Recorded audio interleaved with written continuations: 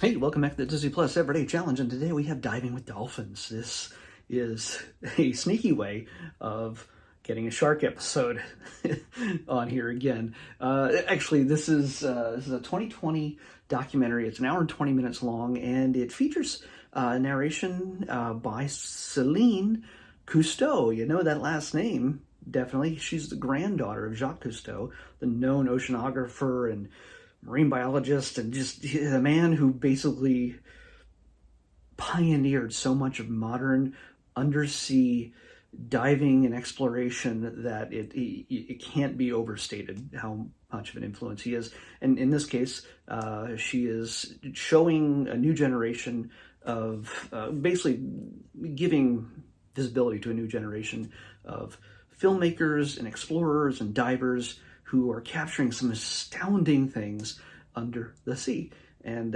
primarily with dolphins. And it's not just really about dolphins, but this is about diving with them, where they even become partners in this. They don't make any money, but they they perform, they dance, they dig up things to show off for the cameramen. And honestly, it's some pretty amazing stuff. They're super intelligent, as if we didn't already know that, but it's neat to see new things all the time. And some of these guys have been doing this for a while. One guy, I think he's been filming for 30 years, and other people are kind of new to it, but you see dolphins doing all sorts of things. There's such a thing as surfing dolphins, where they literally catching waves off the coast of Australia, I think it is. But they follow them and others around different parts of the world, but primarily around coral reefs and things like that. And we get to see parrotfish, which they help clean the reefs, because they got the fish with the beaks. That's kind of freaky. We get to see whales, them following whales. It does focus a lot on the crew, the people, what they go through in order to capture these things, and interviewing them, and just talking about their experiences as they interact with these just glorious creatures. I said glorious creatures. So they get to see that, but you get some incredibly vivid modern photography and filmography, and just of these majestic creatures. Like I said, sharks show up. You get to see unless I'm mixing this up with something else I saw recently, but you get to see a turtle skeleton graveyard, in a sense.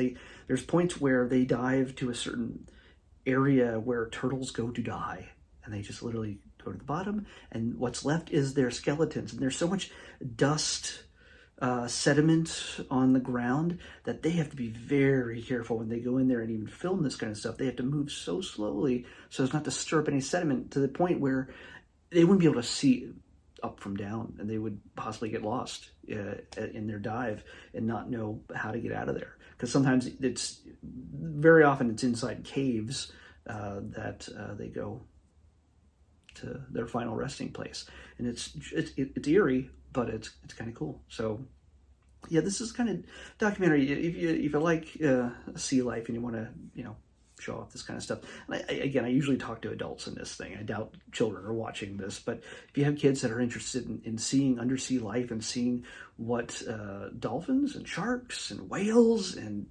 so many other creatures under the sea do, and maybe just stir a little interest in seeing if they might be interested in helping, not just to capture these creatures on film as maybe a career when they grow up, but also showing them the need for conservation and protection for these quickly dwindling populations of creatures, including especially the coral reef, which provides life for so many. When they go away, so do thousands of other marine life creatures. So yeah, that's pretty much all I can really say about that. It's not really difficult. But yeah, I had a rule where I said I'm only doing 3 shark things total. If I get 3 in a month, we're done with sharks for the rest of the year. Well, this doesn't count. It's dolphins. So let's pick tomorrow's episode. 557. 557. They tricked me. 557. What do we got? This is toward the end here. Keep scrolling. 5. Oh, we got a short. Well, it may be a short. It may be like an episode of TV. I'm not really sure. But we're a few weeks early. Well, a little more than a month early. But this is for Valentine's. This is one of the last few featuring Winnie the Pooh that we haven't watched yet. We watched a lot of Pooh. Winnie the Pooh, A Valentine for You. That's what we're watching next on the Disney Plus Everyday Challenge. Winnie the Pooh, A Valentine for You. I'll see you then.